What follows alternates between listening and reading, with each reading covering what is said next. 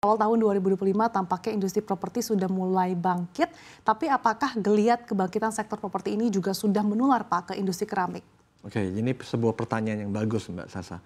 Jadi kalau kita melihat kinerja semester 1 industri keramik, kita memang menunjukkan pertumbuhan. Tahun lalu di semester 1, tingkat utilisasi kita mandek di sekitar 60%. Sepanjang tahun lalu, average di 65%. Namun di semester 1 ini menunjukkan angka perbaikan yang cukup menggembirakan. Kita berada di posisi 71%. Nah, secara output produksi selama 6 bulan ini juga bertumbuh double digit. Kita perkirakan bertumbuh mendekati 20%. Ya, ini dari volumenya. Ada beberapa faktor yang menjadi katalis positifnya.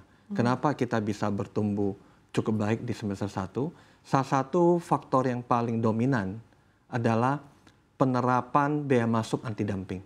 Itu terhadap produk keramik dari China.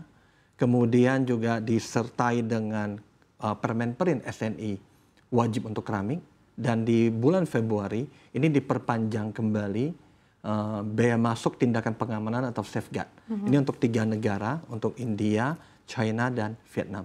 Sehingga kalau kita melihat lebih spesifik untuk semester 1, pertumbuhan keramik ini lebih untuk mensubstitusi produk impor yang tadinya setiap tahun sekitar 80 sampai 90 juta meter persegi per tahun. Nah, ini adalah untuk segmen menengah ke atas. Untuk segmen menengah ke bawah, kami masih melihat permintaan keramik dari sektor properti dalam negeri ini masih landai-landai. Ya, kami belum merasakan ada satu tarikan yang luar biasa. Sehingga memang kami berharap banyak insentif pemerintah dari salah satu seperti PPN ditanggung oleh pemerintah. Ini juga menjadi sebuah katalis positif. Nah, kami juga memantau bahwa ada tambahan kuota FLPP ya, yang dari 220.000 unit rumah ke 350.000 unit rumah. Nah, ini yang kami tunggu. Itu harusnya kalau bergulir di semester kedua, kami punya keyakinan kinerja semester kedua ini akan terdongkrak dengan permintaan keramik tersebut. Oke, artinya ngelihat sektor properti yang sudah mulai muncul tanda-tandanya sejak awal tahun belum terlalu dampak signifikan ya Pak bagi industri keramik. Ini faktor-faktornya apa saja sih Pak sehingga mungkin untuk peningkatan di properti tidak translasi langsung kepada industri keramik? Jadi kalau kita melihat nih, satu ya, secara tren penjualan keramik memang biasanya peak season itu ada di semester kedua. Ini yang sedang kami tunggu nih saat ini. Nah, kedua yang kita lihat memang tidak bisa kita abaikan bahwa daya beli masyarakat ini masih mengalami penurunan dan di samping juga itu adalah pertumbuhan ekonomi kita ya. Ini juga cenderung melandai sehingga kita lihat memang tarikannya ini belum begitu sesuai dengan ekspektasinya kita. Ditambah lagi biasanya kita juga dari sektor industri keramik berharap banyak kepada proyek-proyek infrastruktur yang dibiayai oleh APBN. Nah, ini kita juga melihat bahwa kan terjadi adanya efisiensi pemotongan anggaran sehingga ini juga mempengaruhi sehingga kenapa kami belum merasakan semester 1 ini tarikan permintaan keramik untuk sektor properti dan maupun proyek infrastruktur ini belum terasa gitu. Belum terasa optimal. Kalau untuk semester 2 harapannya kan sudah mulai pulih ya Pak. Ini faktor-faktornya kalau misalkan semester 2 yang biasa terjadi peak season, ini apa saja sih Pak faktor pendorongnya? Nah, satu tadi itu ya, biasanya proyek-proyek infrastruktur oleh yang dibiayai APBN ini biasanya mulai bergulir nih di second semester. Nah, yang swadaya pembangunan mandiri ini biasanya juga di semester kedua. Kenapa? Karena semester pertama biasanya hari kerja efektif atau produktifnya ini terbatas. Kenapa? Dipengaruhi oleh curah hujan. Biasanya di awal tahun ya. Sehingga ada penundaan pembangunan. Biasanya gitu biasanya memang difokuskan di semester kedua. Namun di semester kedua ini kami punya optimisme, kami juga berharap banyak nih dari program pemerintah yang menjadi program andalan atau program prioritas dari Pak Presiden ya, yaitu 3 juta unit rumah. Bagi kami itu adalah game changer bagi industri keramik. Nah, kenapa?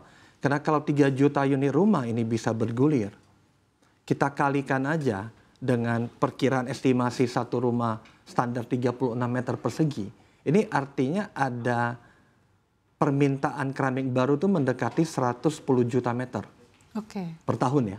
Kalau ini bisa berjalan setiap 3 juta selama 5 tahun ke depan, 3 juta unit rumah itu akan mendongkrak tingkat utilisasi produksi keramik itu sekitar 17%. Wow, Di mana potensi 100 peningkatannya ya, Pak. 108 juta, di mana kita tadi ya 3 juta unit rumah, kita asumsikan 36 meter per unit. Itu ekuivalen 108 juta. Nah, sedangkan kapasitas terpasang industri keramik ini di 625 juta. Sehingga ini dampaknya besar sekali.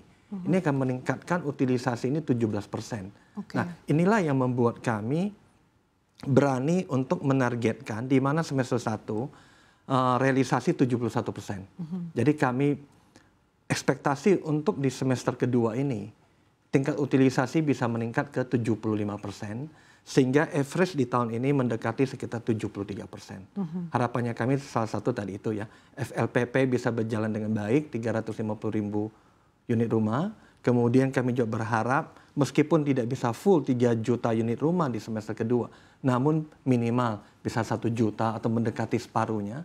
Ditambah lagi tadi bahwa itu juga good news, PPN yang DPP ditanggung oleh pemerintah. Hingga akhir tahun ya Pak, tahun Betul.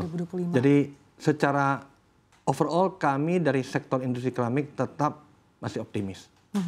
Tapi Pak, hingga semester pertama tahun ini meskipun tadi Anda katakan permintaan khususnya untuk domestik ya Pak cenderung melandai, tapi dari segi permintaan apakah memang ini di semua segmen memang melandai atau mungkin ada perubahan preferensi Pak, mungkin di segmen komersial, residensial ataupun dari segi high rise? Nah, ini yang kami himpun ya data-data daripada member kami ya para pemain industri keramik bahwa di semester 1 ini mereka merasakan bahwa ini permintaan cenderung malah menurun untuk sektor residensial, ya, kemudian juga komersial maupun hospitality yang high rise. Jadi memang untuk semester 1 ini belum merasakan ada tarikan yang wow atau yang lebih besar daripada periode sebelumnya. Jadi semua ini masih berharap di semester kedua ini. Dan kita juga mengharapkan satu, Mbak Sasa, bahwa pemerintah sudah menurunkan kembali BI rate, ya, ini sudah diturunkan ke 5,25. Harapan besarnya kami, pemerintah juga bisa mendorong untuk bank-bank BUMN, ya, ini juga untuk bisa menurunkan KPR-nya, sehingga ini akan membuat meningkatkan lagi. Berarti belum terasa ya Pak, walaupun BI sudah memangkas 3 kali suku bunga kepada industri? Kami rasa dari sisi bunga KPR ini belum ya. Harusnya kan itu juga bisa mempengaruhi permintaan, bisa menggairahkan sektor properti. Oke, kalau terkait tadi Pak insentif PPN DTP yang diperpanjang hingga akhir tahun 2025 yang seharusnya hanya sampai Juni 2025, sejauh mana sih ini Pak dampaknya pada permintaan di industri keramik? Di mana kita melihat bahwa ini kan diperpanjang sampai akhir tahun nih. Nah, nanti ini akan terasa bagi kami itu biasanya 4-5 bulan setelahnya. Nah, artinya apa? Policy ini akan mulai terasa di Q4 dan mungkin di semester 1 di tahun depan.